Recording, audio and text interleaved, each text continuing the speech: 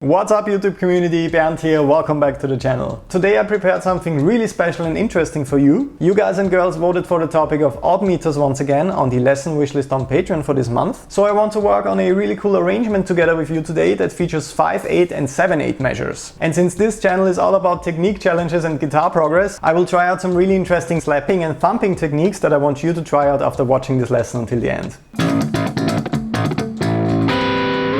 So let's not waste any more time and start slapping right away.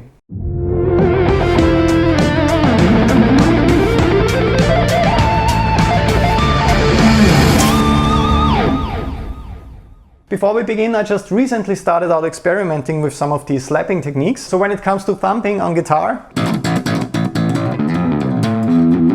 I can really recommend checking out the lesson material of Tosin Abasi, one of the undisputed masters when it comes to this technique on the guitar. So this video is definitely something new, exciting and challenging for me. I'm using a 7-string guitar for this video, tuned to A standard, but of course you can try out all these cool techniques on a 6-string guitar as well. So let's get started and check out the practical example I prepared for this lesson.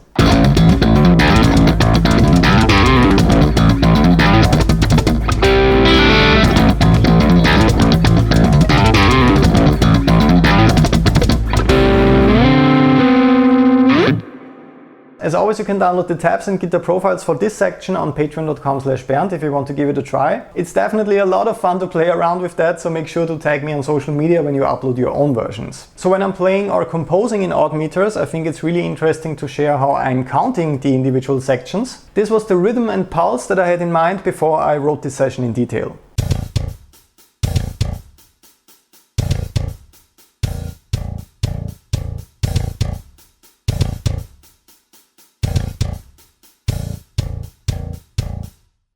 So as you can hear, there's a strong focus on groups of 5 and we also have a group of 7 in there. I really love working with these groups and time signatures in general because there's just one eighth note missing to turn this into something that you're used to hearing. So since there's just one small fragment missing in each measure, we get that uneven and progressive sound. So before we discuss the technique in detail, this is how I came up with the main idea for this section.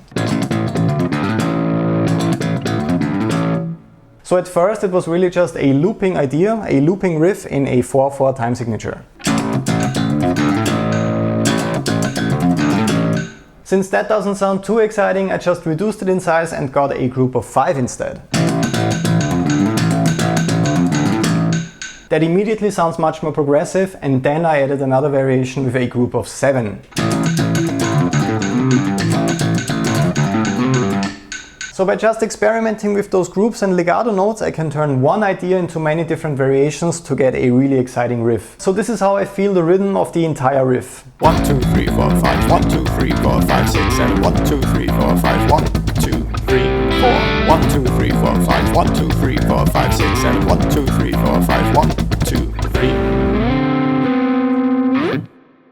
When you practice this section over and over again, you don't have to count out loud or count inside your head all the time anymore. You will be able to feel the rhythm and accent it more naturally, but in the beginning it's a great idea to really count those groups out loud to stay in time. So let's move to the techniques that I was using for this section right now. For the slapping, I'm using this area of my thumb right here. So this really doesn't and shouldn't cause any pain. I've been doing that the entire day and I still feel fine. It definitely takes some time to find the right motion and to make sure that you're hitting the strings with the right area of your thumb automatically. So in the beginning, aside from not hurting yourself, you should probably pay attention to the sound that you're generating with the slap. You don't want it to sound like that, hitting multiple strings. You also don't want that kind of sound. So take your time and experiment until you find the sound that you want for your slap. The next motion I was using for this riff is called the pop. That one's a bit more simple. So this is the slap and the pop. So for the pop, I'm placing my finger underneath the string, like that for example. And after that, I just perform that kind of motion to get the sound right. So it's quite similar to finger picking, but you don't want that kind of sound. You really want that loud and percussive sound, hence the name pop.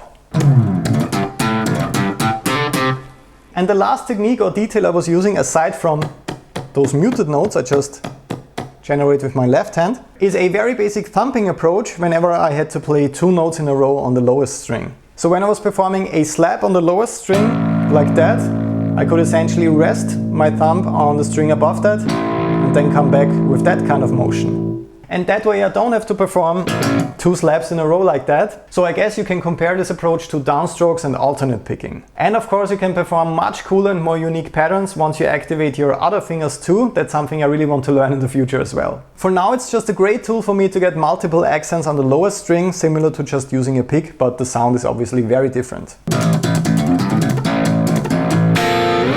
So I really hope that you will try out these fun ideas and see what you can come up with yourself. As always, please let me know if you want to see more videos like that in the lesson votings on Patreon. I'd love to further develop this technique to show you some more exciting things in the future. In the end, make sure to subscribe right now to join this guitar community today. That way you will never miss another lesson like that again. Leave a like in case you enjoyed that one, that always really helps me out a lot. And a comment in case you have any further questions for me. If you want to support this channel and the creation of more videos like that, you can also check out the merch on Teespring. As always, I left a link to the shop in the description below this video, so thanks a lot for your support. I will see you guys and girls very soon. Have a lot of fun practicing until then, and all the best.